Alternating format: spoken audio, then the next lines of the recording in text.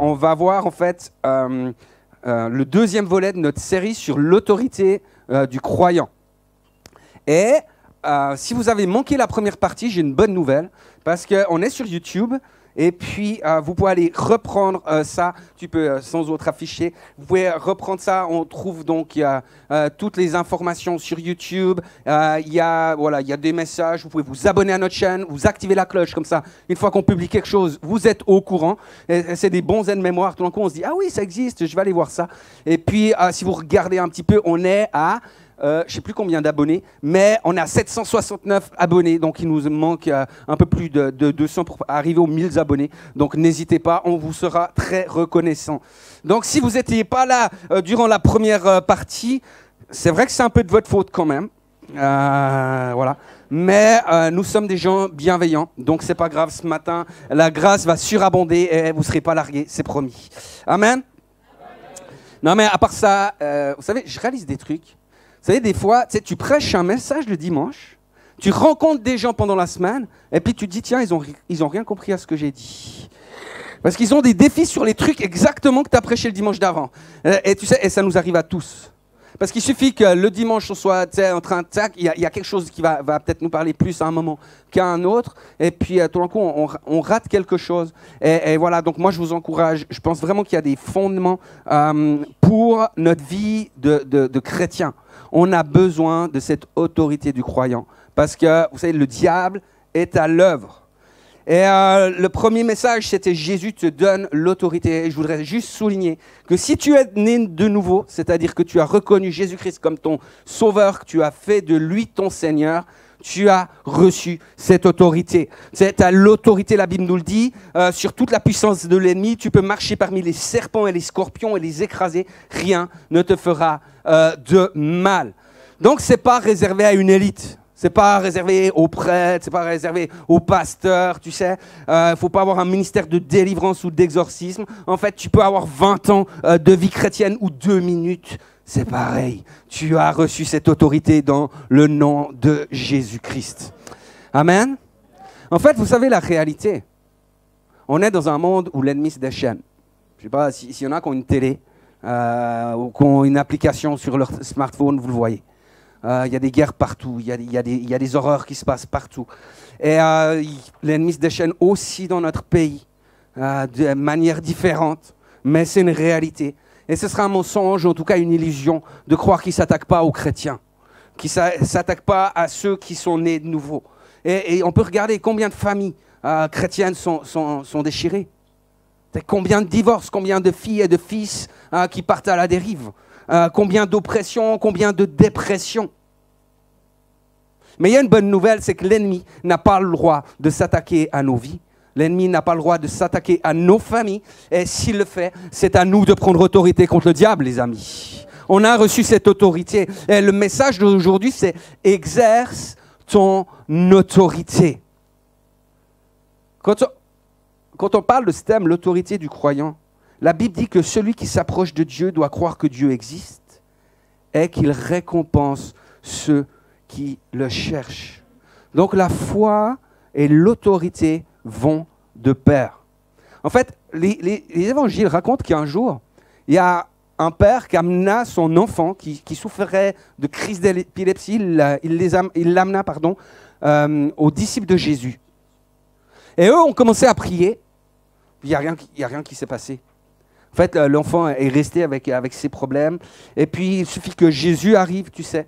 Et que là, la Bible nous dit qu'il a menacé le démon et qu'il va sortir directement de l'enfant et l'enfant sera guéri. Vous savez, on est dans une société aujourd'hui, particulièrement en Suisse, mais je pense en Occident de manière générale, où on rationalise beaucoup les choses. C'est-à-dire, on met d'une part, d'un côté, on met tout ce qui est de la médecine, de la science. Puis de l'autre côté, c'est dans un autre casier bien différencié, on va mettre ce qui est du spirituel, du religieux, de la foi. Et la réalité, c'est que c'est très difficile de mettre une frontière entre l'esprit, l'âme et le corps. Où ça commence, où ça finit. Quelles sont les implications qu'il y a d'une partie à l'autre. Vous savez, il y a 20 ans, je sais que j'ai déjà témoigné de ça, mais il y a 20 ans, j'ai fait une grosse dépression. Vraiment le gros truc que je souhaite à personne. Et en fait, la réalité, c'est que j'avais fait beaucoup de compromis dans ma vie chrétienne. Et je me rappelle exactement le moment où j'ai sombré. Bien sûr, j'étais déjà pas très en forme, mais en fait, il y a un moment, c'était un mardi soir, j'étais au camping du Paléo, et j'étais là, et tout d'un coup, j'ai entendu des démons rire. Et à ce moment précis, il y a quelque chose qui a cassé dans ma vie. Et après, tu sais, j'avais beau aller chez un psychiatre, j'avais beau prendre des médicaments, il n'y a rien qui faisait. Parce que tu ne soignes pas des choses qui sont spirituelles avec des médicaments. Tu soignes pas ça avec des thérapies. Mais gloire à Dieu, il m'a délivré. C'est un dimanche matin, en fait, j'ai répondu à un appel à l'église où j'étais. C'était un appel tout simple, c'était un appel pour se reconsacrer au Seigneur. Et j'étais là parmi plein de gens. Et puis simplement, le prédicateur a dit, ceux qui veulent se reconsacrer au Seigneur, qui puissent lever la main. Il n'y a pas besoin de se lever, rien du tout, j'ai juste levé la main. On a prié ensemble. Et sur l'instant, j'ai été délivré. Sur l'instant, j'ai été guéri. Il y a eu un avant, il y a eu un après. Et on doit comprendre que certaines maladies sont liées, évidemment, à la chute en Éden, au péché originel. Il y a des conséquences. Mais il y a des maladies qui viennent directement du diable. Alors je ne crois pas qu'un chrétien puisse être habité par un démon, parce qu'on a le Saint-Esprit en nous, c'est compliqué qu'il cohabite. Mais au-delà des théories, au-delà des principes, au-delà, tu sais, des positions qu'on peut avoir, moi je préfère être délivré du mal, tu sais, que de rester avec mes principes et puis que ça aille pas. Tu vois, je veux dire, ça c'est, voilà. Maintenant, je veux revenir à mon texte, si tu peux afficher volontiers Matthieu 17, versets 19 à 21. Et merci beaucoup. Alors on peut lire, les disciples s'approchèrent de Jésus à l'écart et lui demandèrent, pourquoi n'avons-nous pas pu chasser ce démon ? C'est à cause de votre incrédulité, leur dit Jésus, je vous le déclare, c'est la vérité. Si vous aviez de la foi comme une graine de moutarde, vous diriez à cette montagne, déplace-toi d'ici à là-bas, elle se déplacerait.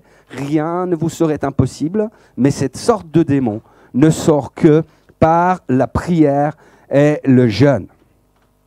On a tous connu, les amis, des moments où, en fait, on prie pour des gens, puis il n'y a rien qui se passe. On prie pour des guérisons, tu dis, bon, c'est compliqué. La montagne, elle reste sur place, elle ne bouge pas. Et des fois, on peut s'interroger, on se dit, mais est-ce que je manque de foi, finalement ? Parce qu'il suffit d'une foi grosse comme un grain de moutarde. Tu te dis, ah purée, ma foi doit être vraiment toute petite, tu sais. Parce qu'on confond souvent. Des fois, on croit qu'on doit avoir une foi grosse comme le cervin pour bouger un grain de moutarde. Mais en fait, c'est le contraire. Donc, rassurez-vous. Et d'ailleurs, la Bible dit par rapport à ça, mais si quelqu'un manque de foi, Dieu demeure fidèle. Car il ne peut pas être en contradiction avec lui-même. D'autres versions disent, il ne peut pas se renier lui-même. Alors peut-être, on peut se dire, mais est-ce que j'ai de l'incrédulité ? À ce moment-là, Jésus, il est clair. La parole de Dieu, elle est claire. Il dira à ses disciples qu'ils n'ont pas pu chasser le démon à cause de l'incrédulité. Donc Jésus leur dit que l'incrédulité, leur incrédulité, est une sorte de démon. Et ce démon-là, le démon de l'incrédulité, parce qu'il est en train de les enseigner là par rapport à la foi, il ne parle plus de l'enfant. Le démon de l'incrédulité, celui-ci ne sort que par le jeûne et la prière. Et moi, j'aimerais nous encourager, parce que trop souvent, on minimise la puissance du jeûne et de la prière. Tu as des problèmes d'incrédulité, prie, cherche le Seigneur, tu sais, jeûne. Honnêtement, moi je fais souvent. Parce qu'il y a plein de moments où j'arrive à quand même être incrédule. Je ne sais pas vous, mais moi, il y a plein de moments, entre la théorie de la foi et la foi, il y a comme c'est comme si tu dis un truc, mais que ça ne se passe pas en vrai. Donc, moi, souvent, je m'arrête, je jeûne, je prends des temps de jeûne et de prière. Et ce matin, j'aimerais parler, parce que je crois qu'il y a des gens qui sont ici dans ce lieu, le Saint-Esprit me montrait ça quand je préparais, mais il y a des gens qui sont devant des montagnes de leur vie. Et vous vous dites, vraiment que c'est le truc énorme. C'est vraiment le sommet le plus gros auquel vous êtes en train de faire face maintenant. Et je pense qu'il y a des défis spirituels et j'aimerais vous encourager à pouvoir regarder avec le Seigneur sur combien de temps vous devez faire ça. Ça peut être 2 jours, ça peut être 2 semaines, ça peut être 2 mois. Mais prenez un temps de jeûne et de prière. Et surtout, vous arrêtez pas avant la fin de votre engagement.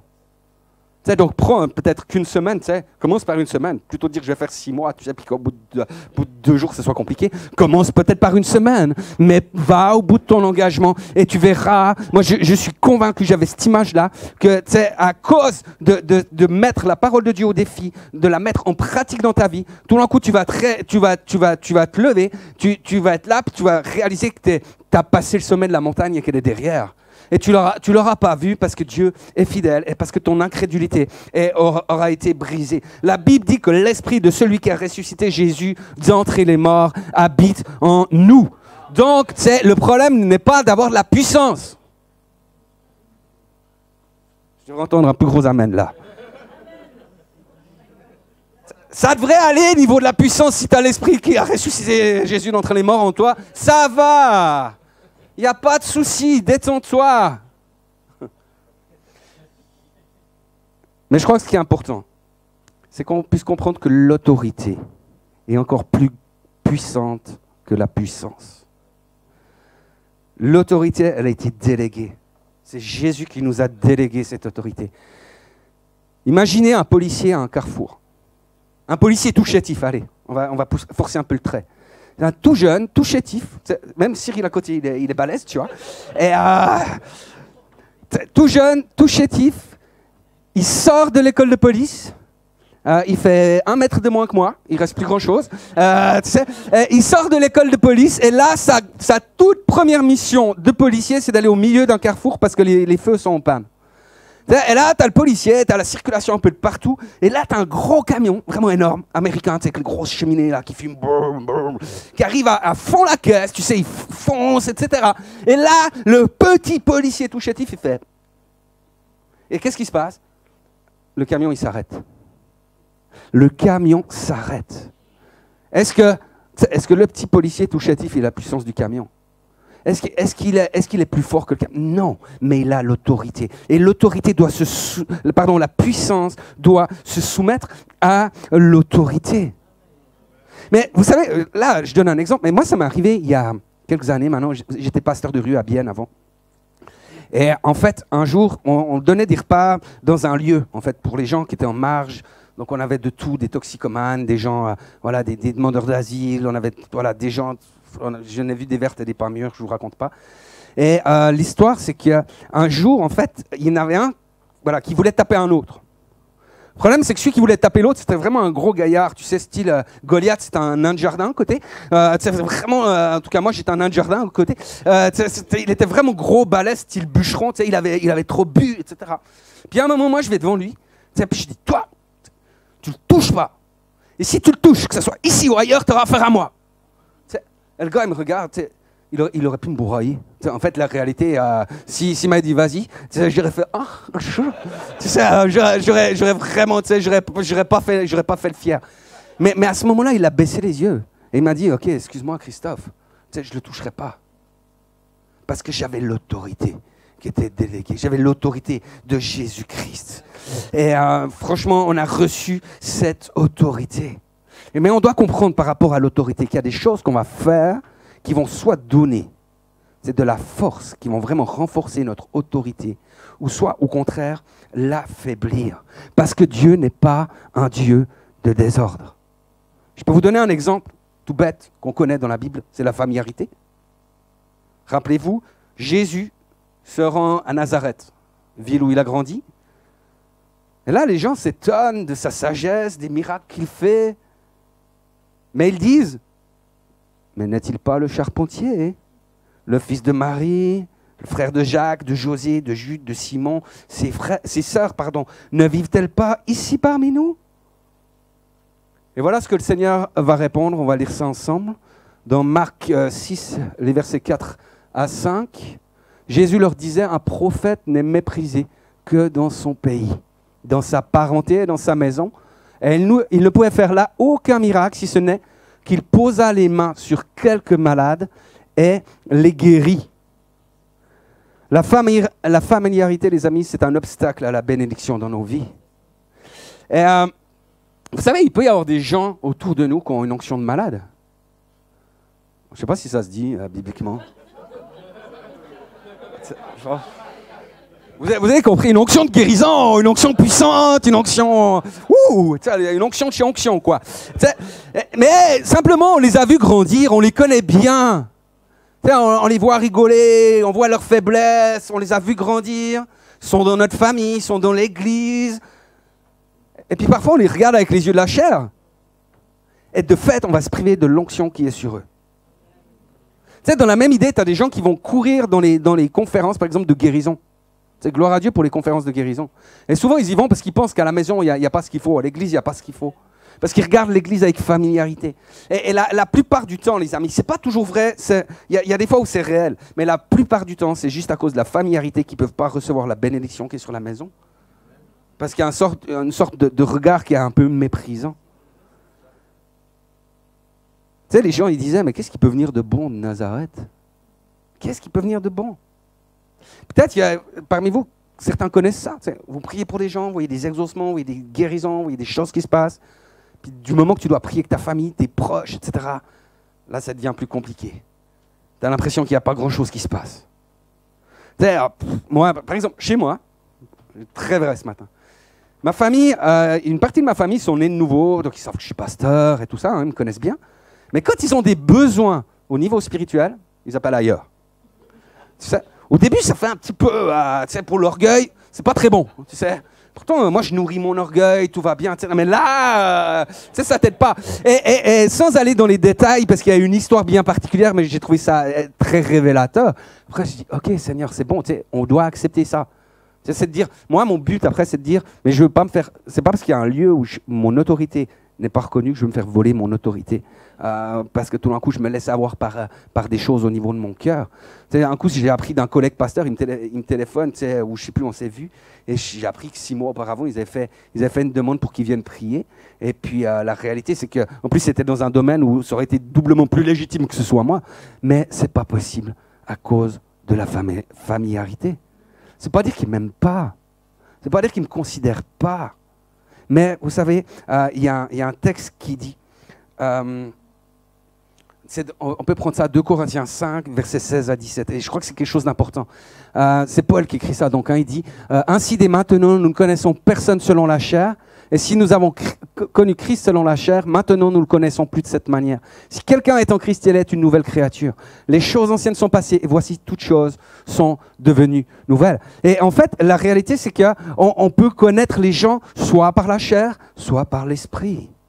Tu sais, et donc tu peux différencier ce qu'une personne peut être au niveau de qui elle est humainement, naturellement, et ce qu'elle est au niveau spirituel. Et l'appel, l'onction qui repose sur lui. Vous savez, c'est intéressant parce qu'à Nazareth, Jésus, il a pu faire pratiquement aucun miracle. Puis en même temps, la Bible nous dit, vous savez comment Dieu a oint du Saint-Esprit et de force, Jésus de Nazareth, qui allait de lieu en lieu, faisant du bien, guérissant tous ceux qui étaient sous l'empire du diable, car Dieu était avec lui. Mais c'est important parce que quand on parle d'autorité, on doit comprendre une chose, c'est qu'il y a... Comment je peux dire ça pour dire ça bien? Il y a des choses qu'on vit dans le naturel qui vont trouver leur écho dans le spirituel, dans le monde spirituel. Donc la manière dont je considère les gens dans le naturel, c'est aussi la manière dont je vais te considérer dans le monde spirituel. Et c'est pour ça que Jésus a dit, tout ce que nous lions sur terre sera lié dans les cieux, et tout ce que nous permettrons sur terre sera permis dans les cieux. On doit comprendre que seule la volonté de Dieu est digne dans le royaume de Dieu. D'accord ? Ce n'est pas ta volonté qui va changer la réalité du royaume de Dieu. Amen. Et quand Jésus parle de ces cieux-là, en fait, il parle de ce qu'on peut appeler le deuxième ciel. C'est le deuxième ciel, c'est là où se trouvent les puissances des ténèbres. Je vous fais vite un petit peu de catéchisme rapide. Le premier ciel, c'est le ciel physique. Hein. Voilà, il y a la lune, les étoiles. C'est là où il y a l'atmosphère avec l'oxygène, etc. Jusque-là, ça va. On a tous vu le ciel de nos yeux, à part ces jours. On voit des nuages, mais voilà. Il existe, le ciel existe, c'est pour de vrai. Deuxième ciel, donc c'est là où il y a le royaume du diable. Paul parle des esprits méchants dans les lieux célestes. D'accord ? Ils sont où ? Ils sont pas au ciel vers Dieu. D'accord? Donc ils sont dans ce deuxième ciel. Et le troisième ciel, donc c'est là où se situe le trône de Dieu. Paul écrira en 2 Corinthiens 12:2 qu'il fut enlevé jusqu'au troisième ciel. Et quand la Bible dit qu'on peut délier, Jésus a dit tout ce que vous délirez ou tout ce que vous lirez, c'est le mot déo, qui veut dire lié, attaché avec des chaînes, mettre au fer. On peut comprendre une chose, c'est que tu n'as rien à mettre au fer dans le royaume de Dieu. Tu n'as rien à déchaîner dans le royaume de Dieu. Les choses sont parfaitement libres. Donc, il n'en va pas de même, par contre, dans le deuxième ciel avec les esprits méchants. Donc, il y a une relation qui va se passer entre le naturel et le spirituel. C'est important de comprendre ça, parce que les démons peuvent devenir familiers avec nous. Si nous sommes familiers avec les autorités. Et donc, ça peut être compliqué pour nos vies. Et j'aimerais juste aborder 3 choses qui vont renforcer notre autorité. Et tu peux mettre le slide suivant. Ces 3 choses sont la fidélité, la loyauté et l'intégrité. Et en fait, ce sont des valeurs qui peuvent sembler très proches, et certainement même qu'en français, on arrive à mettre des synonymes, etc. Donc après, l'idée, c'est pas de définir des choses niveau de définition, mais de comprendre ce qu'elles sont, parce qu'elles peuvent définir notre caractère. Et c'est vraiment des choses qui vont définir notre caractère en Jésus-Christ. Elles ont une portée puissante niveau spirituel, etc. Et donc c'est important pour notre autorité en tant que croyant de pouvoir les comprendre, de pouvoir voir ce que c'est, de pouvoir les établir dans nos vies. Alors la fidélité, premièrement, Dieu est fidèle. C'est beau ça. J'ai toute la partie de droite qui dit Amen, la partie de gauche ne dit pas Amen. Mais Dieu est fidèle. Amen. Donc, en plus, la fidélité, c'est vraiment quelque chose qui a trait à notre identité. Parce que la Bible utilise le mot fidèle pour parler de nous, pour parler du peuple de Dieu. Psaume 37, 28, par exemple, « Car l'Éternel aime ce qui est droit et il n'abandonne pas ses fidèles. » Dans la parabole des talents, le maître dira à ceux qui ont fait fructifier les talents, c'est bien, bon et fidèle serviteur. Donc la fidélité, ce n'est pas juste un principe moral. D'accord ? Elle se prouve et elle s'éprouve par une mise en pratique de la parole de Dieu. Et c'est pour ça que, par exemple, dans les principes de leadership en Église, on dit qu'il ne suffit pas d'être bon. Il y a plein de gens qui ont des super potentiels, qui ont des super capacités, qui ont des compétences requises pour faire plein de choses. Mais c'est important de pouvoir mesurer aussi tout ce qui est du caractère, et notamment la fidélité. C'est bien, bon et fidèle serviteur, parce que tu as été fidèle en peu de choses, je te confierai des grandes. C'est pas parce que tu étais bon et efficace. Ça, c'est la version suisse. T'sais. Ça, c'est notre compréhension suisse du royaume de Dieu. Si tu es bon, efficace, c'est bon, waouh. Non, sois fidèle en plus. Fidèle en peu de choses. Même pas besoin d'être le plus fidèle de chez les fidèles. Sois juste un petit peu fidèle en peu de choses. Mais ça nous parle aussi d'une autre réalité, c'est qu'il y a une dimension de progression dans le domaine de l'autorité du croyant.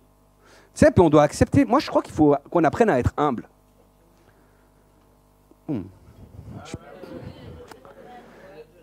Non, mais sérieux. Tu sais, on doit reconnaître juste une chose, c'est qu'il y a des chefs de 10, des chefs de 100, de 1000, de 10 000. Tu sais, de même manière que dans le prophétique, par exemple, il y a plusieurs niveaux. Tu sais, il y a ceux, par exemple, qui donnent des paroles. On est tous appelés à avoir des paroles prophétiques, etc. Et puis, il y a ceux qui ont été établis comme prophètes. Et puis après encore, dans les prophètes établis, il y a plusieurs niveaux, parce qu'il y a des prophètes pour une maison, il y a des prophètes pour un mouvement, il y a des prophètes pour les nations. Donc, il y a ces réalités-là. Donc, on doit comprendre qu'il y a une manière de pouvoir progresser. Et par ta fidélité dans les petites choses, le Seigneur va te donner de pouvoir progresser. Par ta fidélité dans l'exercice de l'autorité, le Seigneur va te permettre de progresser.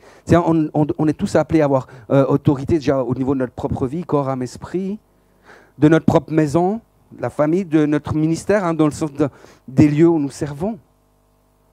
Et parfois, on doit apprendre à exercer l'autorité d'une manière réelle. Vous savez, moi, pendant plus de 20 ans de vie chrétienne, j'ai été assailli par par des pensées de mort.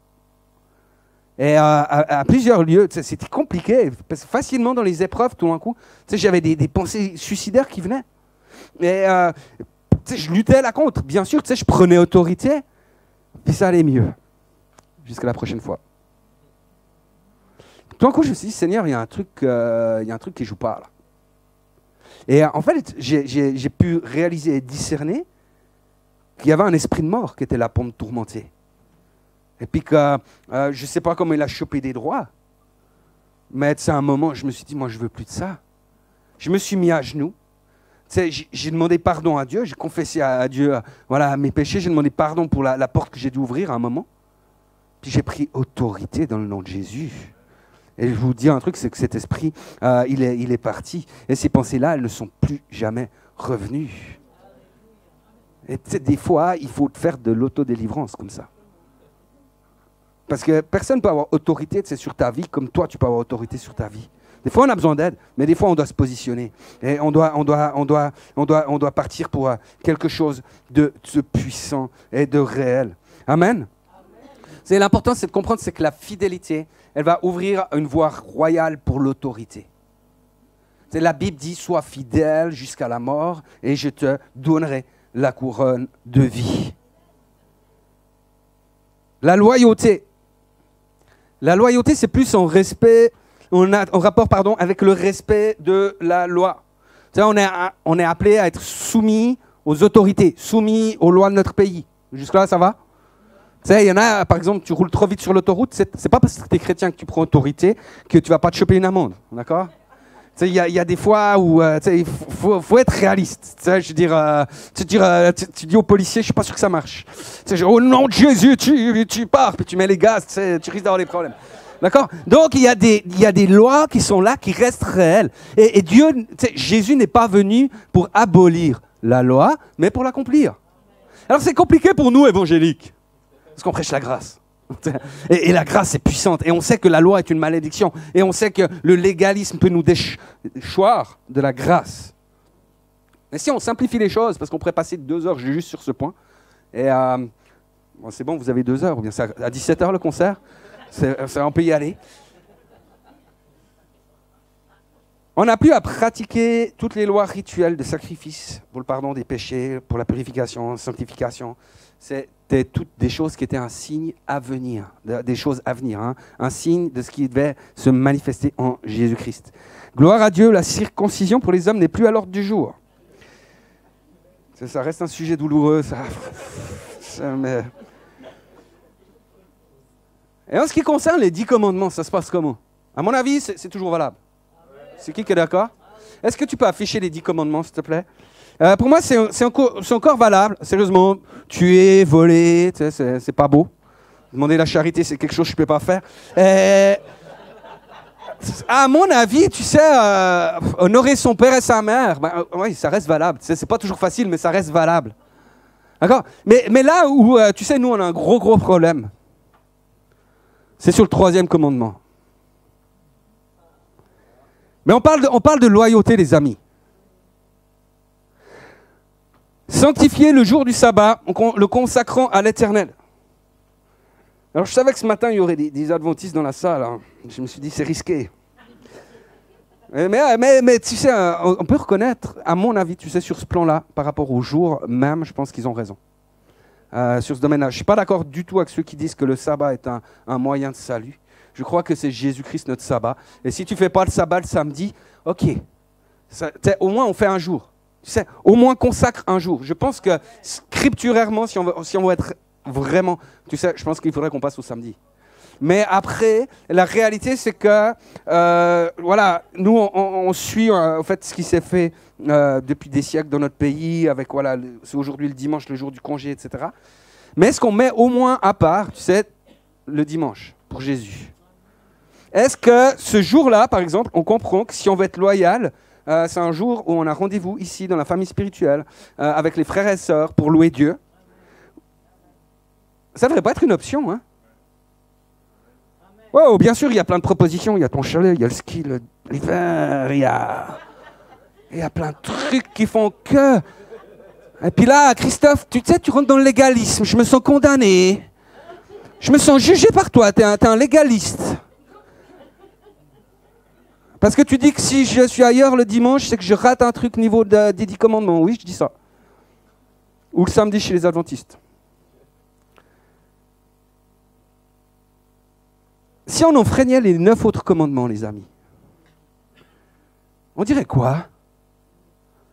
Moi, j'essaie pas de culpabiliser les gens, j'essaie de mettre de la cohérence dans ce qu'on lit et dans ce qu'on croit.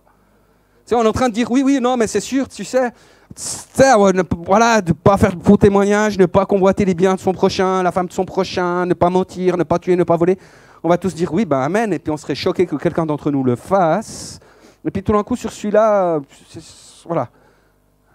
En fait, Dieu s'est trompé. Ça devait être les 9 commandements à la base. Est-ce que le Saint-Esprit vous parle ce matin?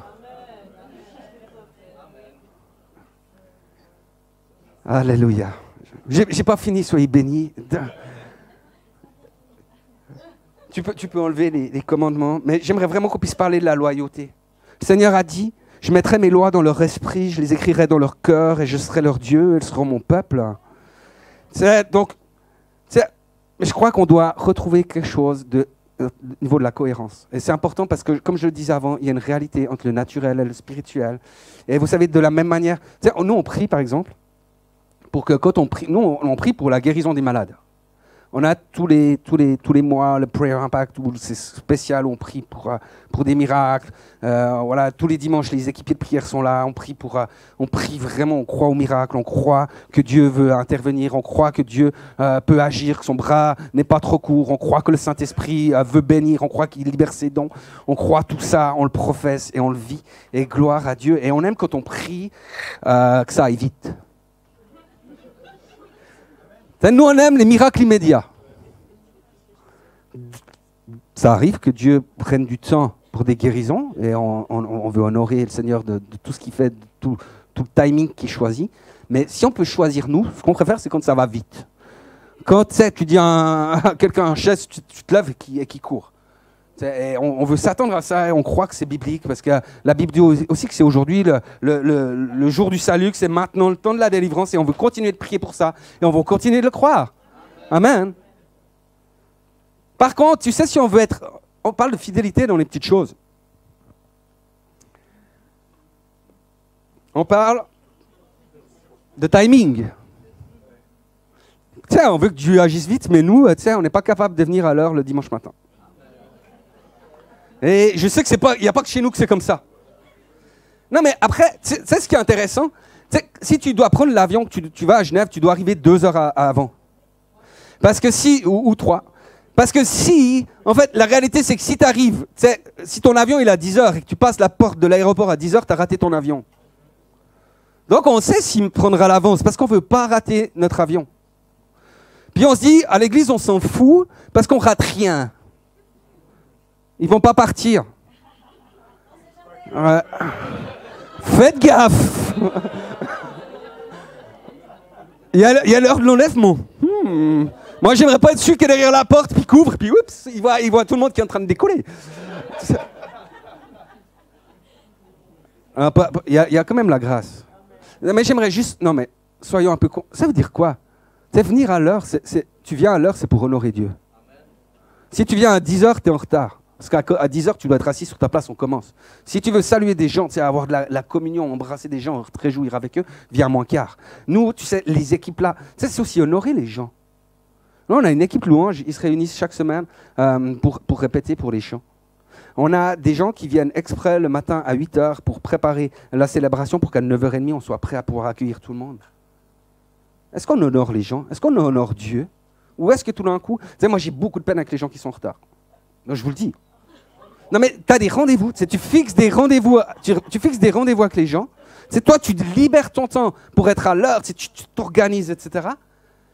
Puis les gens, ils arrivent 20 minutes après. Ça veut dire que ton temps, il est plus précieux que le mien. C'est ce que tu es en train de signifier quand tu es en retard. Alors après, une fois, ça peut arriver, ça nous arrive à tous. Moi, si je suis en retard, c'est vraiment qu'il y a eu des trucs... des fois, simplement, je me suis laissé avoir parce que je faisais autre chose. Mais ça peut arriver, je ne dis pas le contraire. Mais il y a une corrélation entre ce qu'on vit et dans le naturel et ce qu'on vit dans le spirituel. Et puis je m'excuse si ça ne plaît pas à certains ce matin, mais je crois que c'est réel. Et si on veut grandir dans notre autorité, on doit être cohérent entre ce qu'on vit et ce qu'on veut vivre, entre ce qu'il y a dans le monde naturel et ce qu'il y a dans le monde spirituel. Et j'aimerais prendre le dernier point qui est donc l'intégrité qui concerne nos paroles. Vous savez, la réalité, je pense que ça va aussi un peu avec tout ça, mais si on reprend l'idée du timing, par exemple, tu sais, tu dis à quelqu'un, je te fixe rendez-vous à telle et telle heure, puis tu ne viens pas à cette heure-là. C'est dire quoi par rapport à tes paroles, par rapport à ton engagement? C'est hyper important. Je crois qu'on pêche beaucoup avec notre bouche. Il y a un verset qui dit que celui qui parle pêche beaucoup. Comment ça va? Celui qui parle beaucoup ne manque pas de péché. Voilà. Heureusement, ça ne me concerne pas, je suis un timide. Mais pour les autres, la Bible nous dit...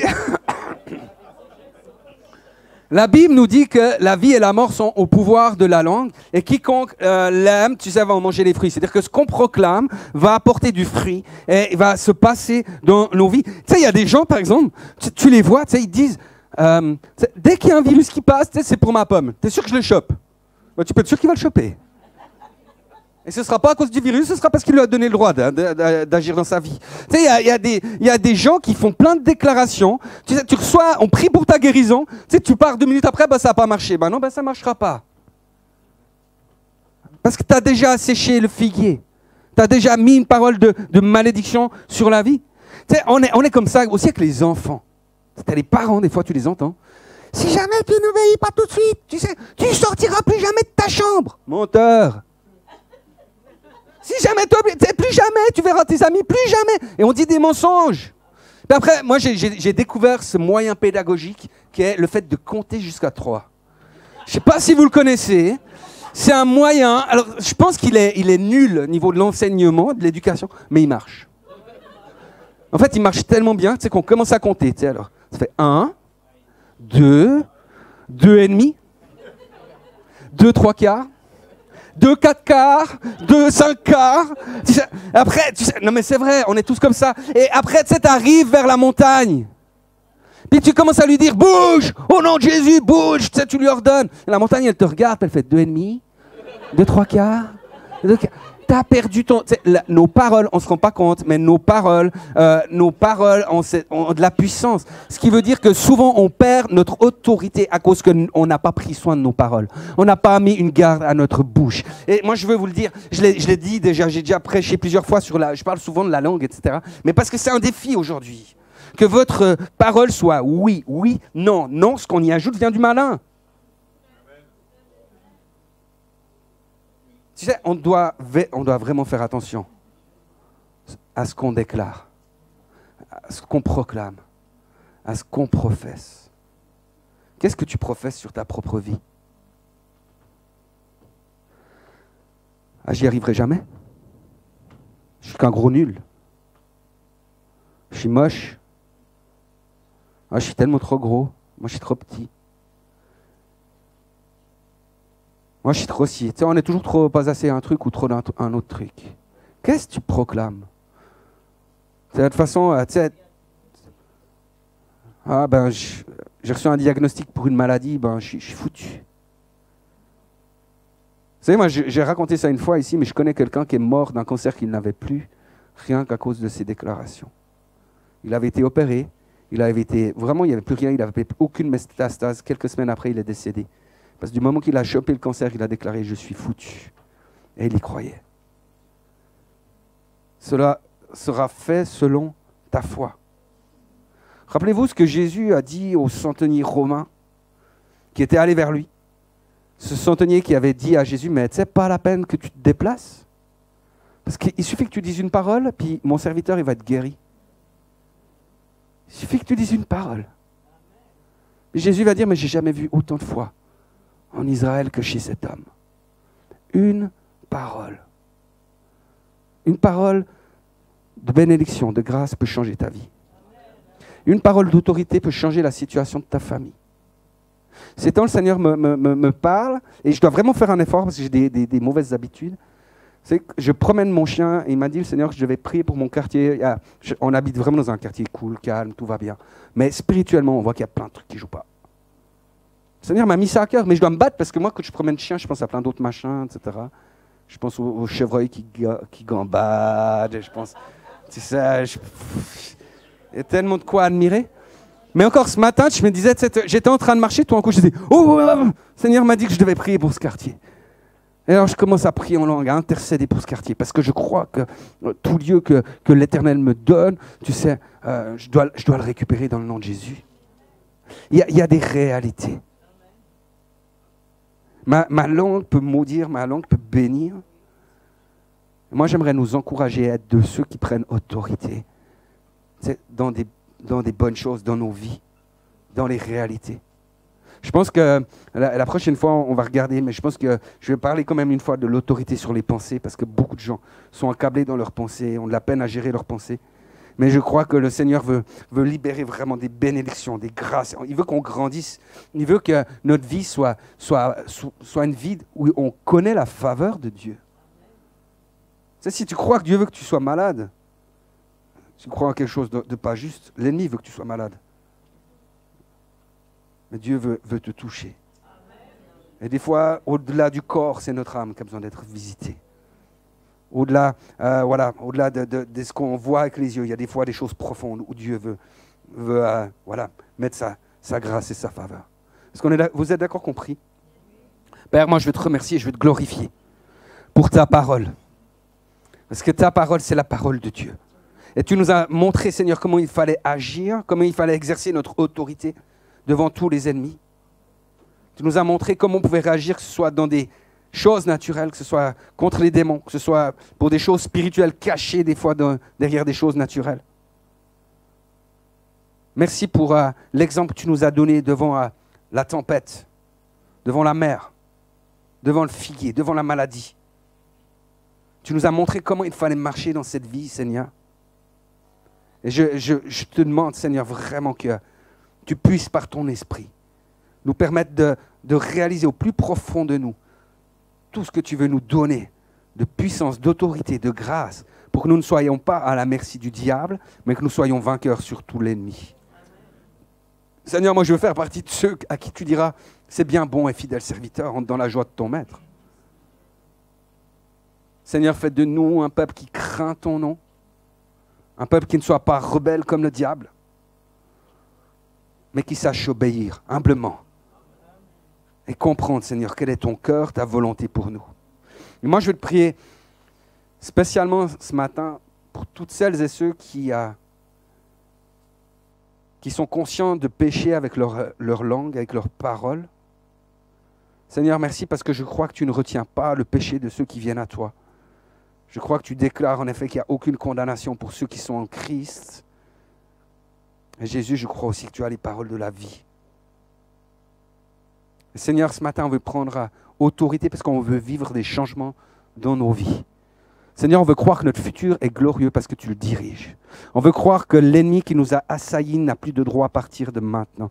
Est-ce que vous serez d'accord qu'on se lève et qu'on puisse proclamer avec autorité vraiment l'œuvre de Jésus-Christ sur nos vies? Je vous invite simplement à répéter après moi. Et puis on veut faire cette œuvre-là en croyant que le Seigneur est bon et que notre proclamation de notre bouche va produire le fruit. Amen. Seigneur Jésus, je te demande pardon pour chaque parole en l'air, chaque parole légère que j'ai pu prononcer, pour chaque mensonge qui est sorti de ma bouche. Seigneur, purifie mon cœur, sanctifie ma langue, et je veux déclarer ce matin, par le Saint-Esprit, que Jésus-Christ est Seigneur, que j'ai reçu l'autorité de mon Seigneur Jésus-Christ. Alors au nom de Jésus, je brise toute parole erronée, toute parole mensongère, et dite à la légère, et je déclare que la malédiction est levée, qu'il n'y a plus ni conséquence, ni rejetons à ces paroles. Je prends autorité dans le nom de Jésus-Christ. Et je déclare que toute arme forgée contre moi est sans effet. Je condamne toute langue qui s'élève et qui s'élèvera en justice contre moi. J'appelle la vie sur mon corps, sur mes os, sur mes articulations, maintenant, dans le nom de Jésus-Christ. Je brise et je maudis toute maladie. Sur moi se lève le soleil de la justice. Et sous les ailes du Seigneur est ma guérison. Alléluia. Alléluia. J'avais reçu aussi une parole en préparant. Je crois que quelqu'un a reçu un diagnostic d'un médecin il y a pas si longtemps que ça, il y a quelque temps en arrière, où on lui a dit qu'à plus ou moins long terme, en fait, la maladie allait prendre de l'ampleur et qu'elle pourrait s'avérer fatale. Et c'est une nouvelle qui vous a vraiment découragé, évidemment. Mais c'est une nouvelle en même temps que vous avez comme confessé de votre bouche, simplement en allant raconter plus loin ce qui allait se passer, en allant dire, ben voilà ce qui va arriver, comme si c'était une fatalité, comme si le diagnostic du médecin était votre futur. Et j'aimerais vous encourager à briser cette parole-là, à briser ce mensonge-là, parce que je crois que Jésus veut vous déclarer ce matin, et c'est pour vous personnellement. Et voilà, si ça vous concerne, je prends volontiers un temps encore avec vous après pour prier. Mais Jésus vous dit que cette maladie ne mènera pas à la mort. Jésus vous dit que cette maladie, non, elle est là pour manifester la gloire de Dieu et que les médecins vont pouvoir voir qu'en fait, leur diagnostic était faux. En fait, ils ne vont pas voir qu'il était faux. Ils vont voir qu'il y a eu un miracle dans votre vie. Et j'aimerais vous encourager à pouvoir prophétiser la santé sur votre corps, à maudire cette maladie, à l'appeler, à la sécher. Et vous allez voir, simplement parce que vous croyez en Jésus, vous allez voir la gloire de Dieu. Amen. Amen. J'aimerais nous encourager, les amis. Simplement à nous lever chaque matin. C'est en disant, je ne vais pas vivre un jour de plus. Si vous avez une maladie, une allergie, quoi que ce soit, dites, je ne vais pas vivre un jour de plus avec cette maladie. Au nom de Jésus, il n'a rien à faire dans ma vie. J'aimerais vous encourager vraiment à exercer l'autorité sur tout votre corps, sur toute maladie. J'aimerais vous dire qu'il y a des héritages, des malédictions familiales qui doivent être brisées dans le nom de Jésus. Et le Seigneur vous a équipé pour. Il vous a donné cet esprit pour. Et vraiment dans le nom de Jésus. Que ces situations puissent s'arrêter maintenant. Refusons d'être nonchalants, refusons d'être des victimes.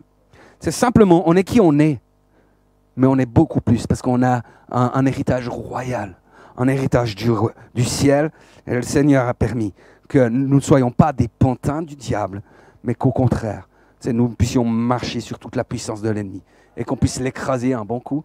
Et je vais vous promettre que quand on exerce ça, qu'on voit l'ennemi fuir, ça fait du bien. Et nos vies sont transformées. Dieu vous bénisse.